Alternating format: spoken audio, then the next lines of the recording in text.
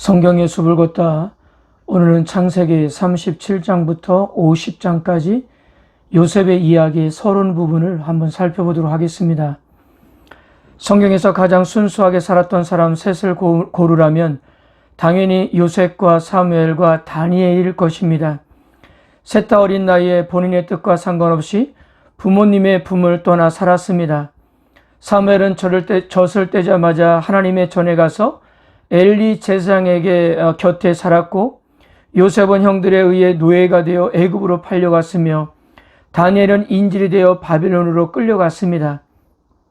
가장 순수하게 살았던 사람이 한결같이 고향을 떠나 타지의 어려운 삶을 살았다는 것은 특이합니다. 아마 하나님께서도 이들의 아픔을 헤아리셨기에 그들이 외롭지 않도록 특별히 동행해 주었을 것입니다. 그들도 자신들이 헤쳐나가야 하는 어려움에 좌절하지 않고 고난을 오히려 인격의 수양의 기회와 하나님의 뜻을 이루는 기회가 되었던 것입니다.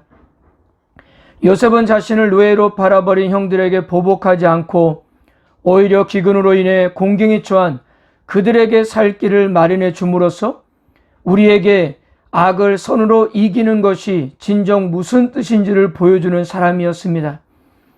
그는 어떤 역경 속에서도 하나님이 동행하며 자신이 당한 모든 억울함과 고통을 하나님의 주권적 측면에서 해석하려고 안간힘을 썼던 사람이었습니다. 물론 그의 노력은 결코 쉽지 않은 일이었으며 그를 매우 외롭게 했습니다. 그러나 그는 모든 것이 하나님의 역사이며 가족들을 위해 꼭 필요한 일이었다고 생각했습니다. 자신의 아픔과 외로움을 하나님과 가족들을 위한 선으로 성화시켰던 것입니다. 창세기 37장에서 50장까지의 요셉의 이야기는 이렇다 할 기적이나 초인적인 사건이 등장하지 않습니다. 심지어 하나님께서는 그와 직접적으로 말씀하시지도 않고요. 또한 요셉은 다른 선조들처럼 제단을 쌓지도 않습니다. 또 어느 특별한 종교적 장소와 연관되지도 않습니다. 그에게 대한 하나님의 역사는 간접적으로 영향을 미쳤습니다. 그래서 한 주석가는 그에게 대한 하나님의 역사를, 또한 이 요셉의 이야기를 숨겨진 하나님의 소명이라고 그렇게 불렀던 것입니다. 그러나 요셉의 이야기 내면에는 하나님의 인도하심과 간섭함이 깊이 배어있는 것을 우리는 보게 됩니다. 요셉의 형들을 찾아 나섰다가 방황하고 있을 때 그의 형들이 어디에 있는지 정확히 아는 사람을 만난 적이 있습니다. 요셉이 물이 없는 샘에 갇혔을 때 마침 애굽으로 가는 상인들의 행렬이 그곳을 지나갔습니다. 그리고 애굽으로 가서도 하나님은 요셉과 함께 하셨고, 이것은 결정적인 순간마다 요셉의 입술을 통해 고백되었습니다. 그 나중에 형들에게 이렇게 고백한 바가 있지 않습니까? 창세기 45장 7절을 보면 하나님이 큰 구원으로 당신들의 생명을 보존하고 당신들의 후손을 세상에 두려고 나를 당신보다 먼저 보내셨나니, 그런즉 나를 이리로 보낸 이는 당신들이 아니요 하나님이시라. 하나님이 나를 바로에게 아버지로 삼으시고 그 온 집의 주로 삼으시며 애굽의 온 땅의 통치자로 삼으셨나이다. 요셉이 간증한 것처럼 하나님께서는 보이지 않는 곳에 그의 삶을 철저하게 지휘하시고 간섭하셨던 것입니다. 또한 요셉의 이야기는 옷들의 행진으로 묘사될 수 있습니다. 처음에 그는 아버지께 존귀한 옷을 받았습니다. 이 옷을 입은 그는 형제들 사이에 으뜸이 되고자 했어요. 그러나 형제들은 그의 존귀한 옷을 벗겼습니다.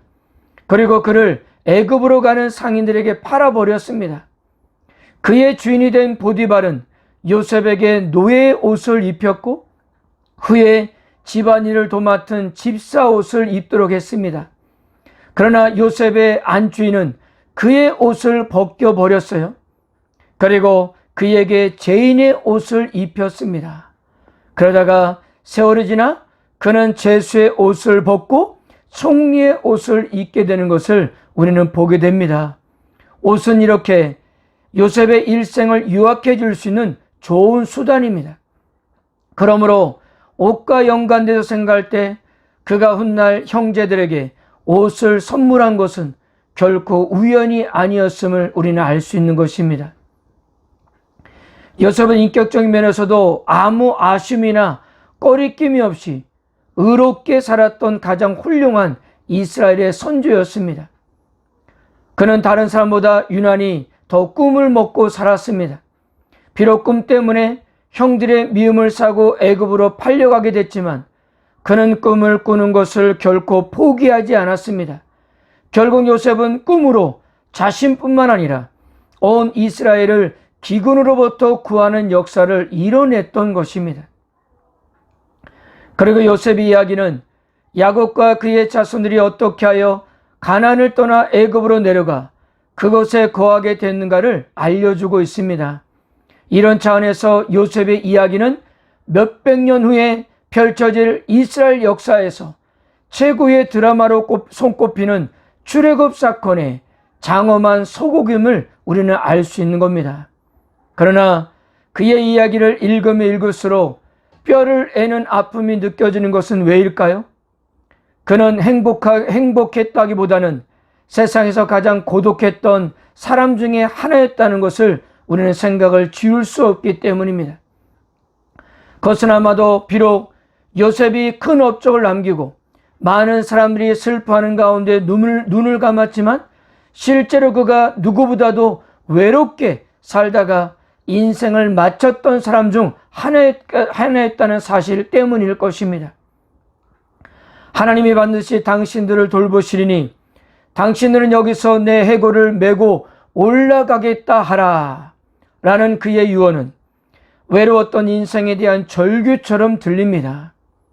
어린 나이에 어머니를 잊는 것도 모자라 강제로 애굽으로 끌려가 그것도 형제들의 손에 팔려서 돌아갈 수 없는 신자가 되었던 그는 죽어서라도 조상들과 함께 약속의 땅에 거하고 싶었던 것입니다.